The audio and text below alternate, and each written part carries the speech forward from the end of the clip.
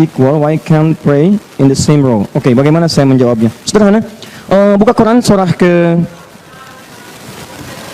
Oh, tidak jelas. Anak saya bertanya kenapa anak laki-laki sholat, anak perempuan sholatnya di belakang laki-laki. Kemudian suami saya bertanya, kalau memang perempuan dengan laki-laki diciptakan setara, kenapa kemudian safnya berpisah? Kenapa nggak bisa sama-sama dampingan? Ya, oke, saya nggak bisa jawab bagaimana jawabannya. Quran surah keempat ayat 34 paling kiri sebelah atas. Quran surah keempat ayat 34. Ini kita turunkan lagi, kita mundurkan. Quran surah ke-51 ayat ke-49. Kemudian Quran surah ke-49 ayat ke-13. Kemudian setelah itu baru kita turunkan kemudian ke fungsinya di Quran surah ke-12 ayat 3 sampai dengan ayat ke-29. Right. Ya, maksudnya? Ya, mari kita lihat pelan-pelan. Saya mulai dari bawah dulu ya, sebelum tadi, karena ini pertanyaan ada suami, ada istri, ada anak, dan terkait dengan salat. Baik, nanti safnya saya turunkan lewat hadis-hadisnya belakangan. Saya mau mulai dari sini dulu supaya logika kita berjalan. Quran surah 51 ayat 49. Paling kiri sebelah bawah di mushaf.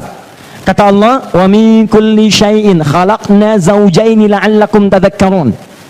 Semuanya selain aku, kata Allah, saya ciptakan berpasangan supaya kalian sadar cuma aku yang tidak punya pasangan, kata Allah. Di bedanya Tuhan dengan manusia, dengan makhluk, kata Allah, pertama kita mesti rasional dulu. Tuhan itu mesti beda dengan makhluk. Jadi kalau sifat Tuhan sama dengan makhluk, kenapa dipertuhankan? Ya, rasional ya, logis ya. Jadi Tuhan mesti beda dengan makhluk, jelas? Di antara perbedaannya, kalau makhluk lemah, Tuhan mesti lebih kuat. Di antaranya apalagi, kalau makhluk berpasangan, Tuhan tidak boleh berpasangan. Jadi kalau Tuhan berpasangan, apa bedanya dengan makhluk? Kalau makhluk mengandung, Tuhan tidak boleh mengandung. Kalau makhluk beranak, Tuhan tidak boleh beranak. Kalau makhluk diperanakan, Tuhan tidak boleh dilahirkan. Kalau ada yang mirip seperti itu, berarti bukan Tuhan, karena sama dengan makhluk. Makanya ketika Yesus dipertuhankan, Isa dipertuhankan, kemudian disoal, Isa kan dilahirkan, masa sama dengan Tuhan? Tidak, Tuhan nggak boleh sama. Maka ada yang berkata, Isa ya Yesus itu kan beda. Dia lahir tanpa bapak. Maka saya jawab, ada yang lebih hebat, namanya Adam, lahir tanpa ibu dan bapak. Kenapa nggak jadi Tuhan? Maka dijawab lagi, dia bisa menghidupkan yang mati dengan izin Allah. Baik, ada yang lebih hebat, menghidupkannya dicincang dulu, habis dicincang dipisahin cincangannya. Itu Nabi Ibrahim, Quran surah kedua ayat 260, paling kiri sebelah atas. Ketika Nabi Ibrahim mengatakan, wa idh qala Ibrahim rabbi arini kaifa tuhil mauta, ya Allah tunjukkan padaku bagaimana cara menghidupkan yang mati. Kata Allah, awalam tu'min, kamu nggak beriman, nggak yakin? Kata beliau, qala bala walakin yatma'inna qalbi, saya yakin cuma untuk menenangkan hati saya. Kata Allah, kamu coba potong-potong burung, potong-potong, cincang, kemudian tempatkan di 3 bukit berbeda. Thumma du'uhunna ya'tina kasa'ya, panggil aja, panggil, persis sama dengan kalimat Nabi Isa. Kata Nabi Isa, hidup dengan izin Allah. Nabi Ibrahim mengatakan hidup dengan izin Allah. Begitu dikatakan hidup, semua menyatu lagi datang pada Nabi Ibrahim. Nabi Isa cuma nepuk hidup dengan izin Allah, bangun, mayatnya masih utuh. Nabi Ibrahim dicincang dulu, disebut hidup nyatu lagi. Lebih hebat Nabi Ibrahim dibanding Nabi Isa. Tapi sampai sekarang nggak ada yang menuhankan Nabi Ibrahim. Saya mau katakan sifat Tuhan mesti beda dengan makhluk, jelas? Right, sekarang karena Tuhan itu tidak boleh dilahirkan, Tuhan tidak boleh diperanakan, Tuhan tidak berpasangan, berarti makhluk harus berpasangan. Makanya semua makhluk mau berakal mau tidak berpasangan. Kambing, hewan punya pasangan, jantan betina. Tumbuhan punya pasangan. Lihat benang sari dengan putik, siang dengan malam, hitam dengan putih. Maka manusia pun punya pasangan. Apa pasangannya? Dan tidak pernah diciptakan manusia kecuali 2 jenis ini. Tidak ada yang ketiga. Tidak ada yang ketiga. Awas. Ada di Quran surah ke-49 ayat ke-13. Fokus. Saya mau urutkan supaya paham betul detailnya. Ya ayyuhan nasu inna khalaqnakum min dzakarin wa untha. Hei manusia, masih ingat uraian saya di awal tadi? Kalau disebutkan nas berarti manusianya siapa? Semua, tanpa kecuali. Semua, tanpa kecuali. Hei semua manusia tanpa kecuali, inna khalaqnakum min dzakarin wa untha. Kami ciptakan kalian cuma 2 tipe, kalau bukan dzakar untha. Kalau bukan laki-laki perempuan. Enggak ada yang ketiga. Maaf ya.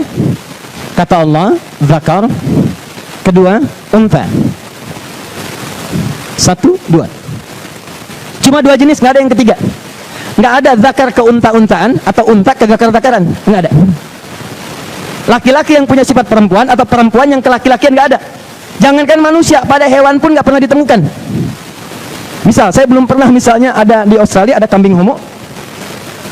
Nggak ada. Atau sapi yang lesbi misalnya, ada? Tidak ada. Nggak ada masuknya kurban, ntar nanti 5 bulan lagi ada kurban. Begitu dijual, berapa harga kambing ini? Ini murah Pak, cuma $1. Kok bisa? Homo? Nggak pernah. Jadi kalau kambing aja, hewan saja tidak, apalagi manusia. Nah, kita lepaskan bab ini, kita nyambungkan kepada konteks pertanyaannya. Lihat baik-baik. Ketika Allah ciptakan laki-laki, disebutkan dengan zakar. Zakar itu ciri-ciri fisik yang membawa maslahat kehidupan. Memang diciptakan seperti itu karena fungsi hidupnya harus sesuai dengan keadaan tubuhnya. Di tubuhnya didesain oleh Allah untuk menampilkan fungsi kehidupannya. Makanya ketika dia jadi melekat fungsinya, dirubah nama dari zakar jadi rajul. Rajulun, jamaknya rijal. Ini fungsinya, tubuhnya disebutkan, nanti saya masuk ke ciri-ciri. Kemudian ketika diterapkan jadi rajul. Apa itu rajul? Rajul itu sesuatu yang punya penampilan yang pijakan yang kuat, sifat yang tegas, kata-kata yang cukup luar biasa tampil, tampak, dan punya ciri fisik yang menunjukkan sifat ketangguhan. Kumis, ada janggut, ada kekekaran, ada otot yang beda dari makhluk yang lainnya. Kenapa semua itu diciptakan?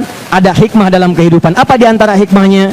Pertama, dia diciptakan oleh Allah. Pertama, untuk dengan kekuatannya bisa tampil menjadi pemimpin dalam kehidupannya. Sifat pemimpin itu diantaranya, maaf, mesti kuat. Kuat mental, kuat fisik. Maaf, mesti tahan dari segala berbagai tantangan. Ujian-ujian, gelisah-gelisah, suara-suara berisik dan sebagainya, kan? Nah, dia bisa tangguh mengatasi itu semua, itu rajul namanya. Secara singkat, seorang laki-laki diciptakan oleh Allah Subhanahu wa taala karena punya tugas kepemimpinan dalam kehidupan, entah di rumah tangga atau dalam kehidupan sosialnya. Laki-laki disebut dengan zakar, punya ciri-ciri fisik yang beda dengan perempuan. Tadi ada kumis, ada janggut, ada otot yang lebih kuat, ada macam-macam. Ketika digunakan bertransformasi namanya menjadi rajul. Rajul ini kalau diturunkan lagi ke ayat Quran surah keempat ayat 34. Fungsi rajul yang pertama, jamaknya rijal, adalah qawam. Qawam. Apa itu qawam? Qawam itu memimpin, melindungi, mengayomi, dan seterusnya. Karena itu ketika laki-laki ditugaskan dengan fungsi-fungsi ini, termasuk maaf sekali menggunakan kekuatannya untuk mencari sumber-sumber kehidupan, kerja, cari nafkah dan sebagainya, disebut dengan rajul. Karena itu fokus. Kenapa kemudian diciptakan seperti ini? Karena punya tugas disebut dengan qawwam. Ar-rijalu qawwamuna 'alan nisa, dengan segala fungsi ini. Sebaliknya perempuan disebut dengan untha. Apa itu untha? Sederhana. Untha itu asalnya ciri-ciri fisik yang beda dengan laki-laki. Misal, di perempuan ada yang sifatnya bisa digunakan untuk menyusui, memberikan ASI. Itu dalam bahasa Arab juga disebut dengan untha. Di perempuan ada sifat-sifat yang bisa menampung janin, rahim, bisa mengandung. Itu cuma bisa perempuan. Maka itu termasuk pada ciri untha. Jadi kalau seseorang disebut untha artinya bisa mengandung, bisa melahirkan, bisa menyusui. Itu diantaranya. Saya mau tanya pada Anda, mohon maaf sebesar-besarnya, ada laki-laki yang bisa mengandung? Tidak, karena itu laki-laki tidak disebut dengan untha, zakar. Ketika fungsi ini dilakukan, bukankah saat mengandung ibu memberikan perhatian yang dalam? Baik, saking diberikannya kasih sayang, kadang miring kanan, miring kiri, susah, capek, yang penting di dalam itu merasakan kasih sayang, kan? Kalau itu dipraktikkan dalam kehidupan, sifat menyayangi, sifat mendampingi, memberikan kasih sayang, memberikan semangat, maka berubah namanya dari unta kepada mar'ah kalau sendirian. Kalau banyak kan disebut dengan nisa. Merasakan, mengayomi, ikut, memberikan semangat, mensupport dan sebagainya, itu nisa namanya. Nah sekarang kita bawa ini ke dalam sholat, dalam kehidupan. Saya tanya pada Anda, maaf sekali, kalau pemimpin, kalau imam, itu yang paling ideal satu atau banyak? Presiden ada berapa? Satu. Baik, fokus ini. Itulah sebabnya kenapa laki-laki digambarkan jadi imam dalam sholat, untuk menunjukkan fungsi ini dalam kehidupan. Latihan dalam sholat. Jadi imam yang baik, kuat bangun, bangunkan istri sholat, bangunkan tahajud, ingatkan sholat, lindungi mereka dari neraka, ayo bawa arahkan mereka untuk berjamaah, ikut ke masjid, ikut ke majelis ilmu. Karena itu, kenapa posisi laki-laki di depan dibandingkan perempuan? Karena posisi laki-laki digambarkan sebagai imam. Dicontohkan lewat ritual sholat, ini imam mesti satu, fungsinya begini. Maka perempuan ditempatkan tidak di sampingnya tapi di belakangnya untuk menunjukkan ini imamnya satu, yang lain makmum mengikuti dengan fungsi-fungsi ini. Jadi kalau imam lupa, ucapkan subhanallah. Inna isi katakan inna a'tayna kal kautsar. Kata suami, bukan itu maksudku inna anzalna. Kata anak, papa kok bicara batal sholatnya? Kata yang belakang, untung aku nggak bicara, batal semua. Di ketika imamnya lupa, makmum mengingatkan. Ketika imamnya salah, makmum mengucapkan subhanallah. Demikian ketika imam mencari nafkah, pulang ke rumah, belum ada yang didapatkan, istri datang, papa sayang, rezeki itu sudah diatur, papa nggak dapat sekarang, itu diakumulasikan, besok insya Allah kita dapat.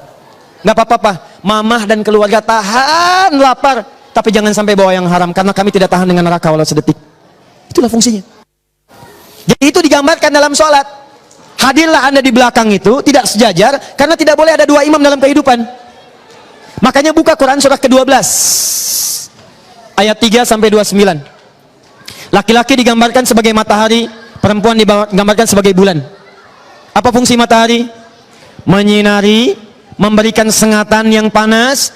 Kemudian yang paling hebat itu, mengeringkan air di pakaian yang sedang dijemur itu. Maka demikianlah ketika istri anda diganggu, sengat tuh lawannya. Keluarga anda diganggu, sengat. Istri anda mengalir air mata di pipinya, keringkan dengan bahasa-bahasa anda. Sayang, kenapa kamu menangis? Satu air matamu itu luka di hatiku. Cie, bikin status.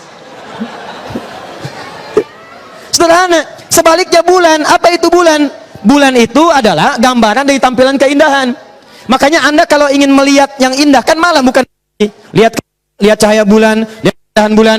Makanya ketika Nabi Yusuf bermimpi 11 gemintang, bersujud ditambah satu mentari, satu bulan, tafsirnya mentari bapaknya laki-laki, bulan itu ibunya. Jadi tampilkan keindahan ini, pimpinannya matahari, bawa dalam sholat, di belakangnya bulan, tampilkan keindahan dalam kehidupan. Jangan ditukar. Ini perempuan dari bulan pengen jadi matahari, laki-laki jadi bulan. Ada persoalan di rumah tangga, protes ibu, dengan kekuatan bulan aku menghukummu.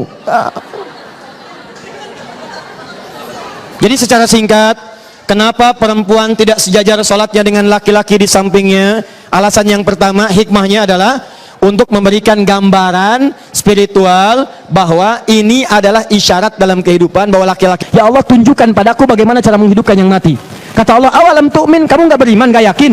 Kata beliau, qala bala walakin yatma'inna qalbi. Saya yakin, cuma untuk menenangkan hati saya. Adalah kaidah fikih.